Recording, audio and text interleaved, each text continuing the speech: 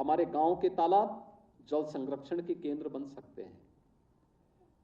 हमारे नगर के तालाब वह इसके केंद्र बन सकते हैं।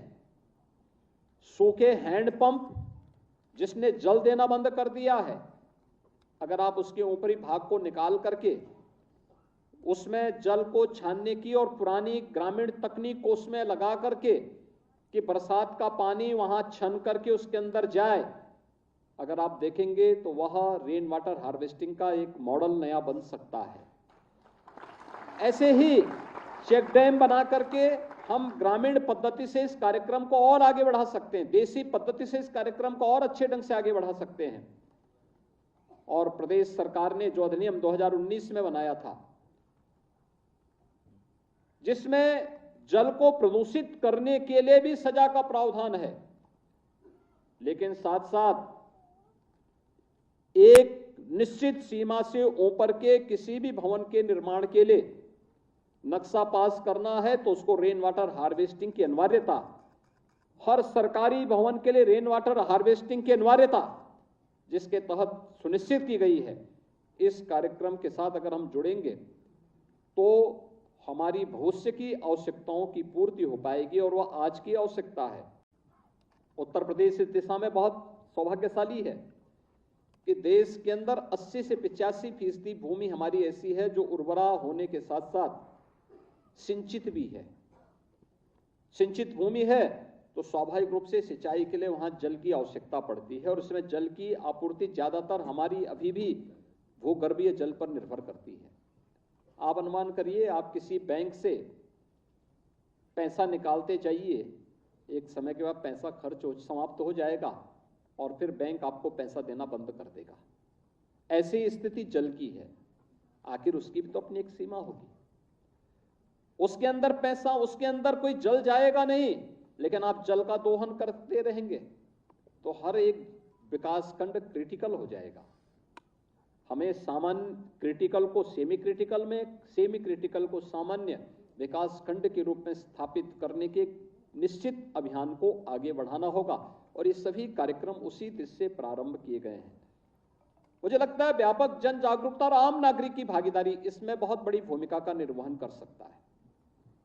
इसमें जल की एक एक बूंद को सुरक्षित रखना, और यह अभियान इसलिए भी महत्वपूर्ण है जब प्रधानमंत्री मोदी जी के मार्गदर्शन और नेतृत्व में पूरे देश के अंदर हर घर नल की योजना जब प्रारंभ हो रही है, हर घर में जल उपलब्ध कराने का सपना साकार हो रहा है। आज से 9 वर्ष पहले जो सपना था आज वो हकीकत बनती जा रही है। उत्तर प्रदेश के अंदर बुंदेलखंड और बिंद जैसे क्षेत्र में जल 5 किलोमीटर 7 किलोमीटर दूर तक लोग अपने सिर में ढो करके लेके आते थे, तब उनको घर में जल की शुद्ध जल उपलब्ध हो पाता था। वह भी बहते हुए नाले से पानी लाते थे। आज सरकार आपको आरओ का पानी आपके घर में पहुंचाने का कार्य कर रही है और हर घर जल जीवन मिशन के अंतर्गत हर घर नल की योजना इसी रूप में आगे बढ़ रही है। 1 ड्रॉप मोर क्रॉप का यह अभियान प्रधानमंत्री मोदी जी का वही अभियान है। जल की कीमत को हम समझें। रूफटॉप रेन वाटर हार्वेस्टिंग की व्यवस्था उसी क्रम का एक हिस्सा है।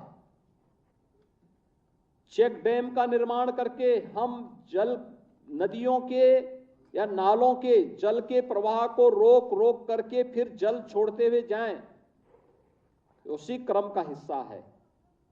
और आजादी के अमृत महोत्सव वर्ष में हर जनपद में, हर नगर में एक अमृत सरोवर की रचना हो और अमृत सरोवर में जल का संरक्षण होने के साथ साथ अनेक कार्यक्रम चले, ये सभी उसी अभियान का हिस्सा है। आपने देखा होगा ये आज की आवश्यकता है।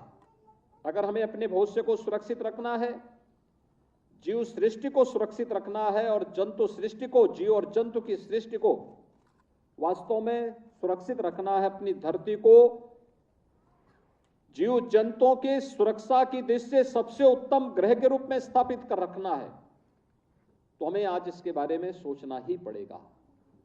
अन्यथा आप देख रहे होंगे प्रकृति की मार जब पड़ती है तो मार कितनी खतरनाक होती है। आप देख रहे होंगे बरसात की स्थिति, कहीं पे तो बाढ़ आई हुई है और कहीं पे सूखा पड़ा हुआ है। प्रदेश के पश्चिमी क्षेत्रों में आप देखेंगे पानी पानी है, लेकिन अगर पूर्वी क्षेत्र में आप देखेंगे पानी का कहीं अता पता नहीं है।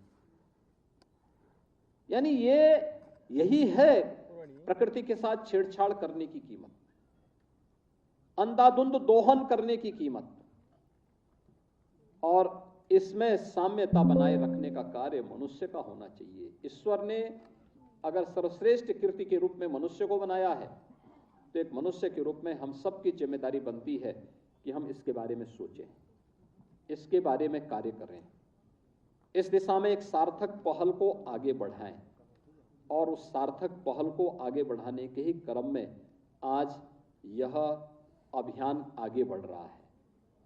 जिस अभियान के क्रम में भूजल सप्ताह का एक कार्यक्रम हम सबको उसके प्रति जागरूक करने का है।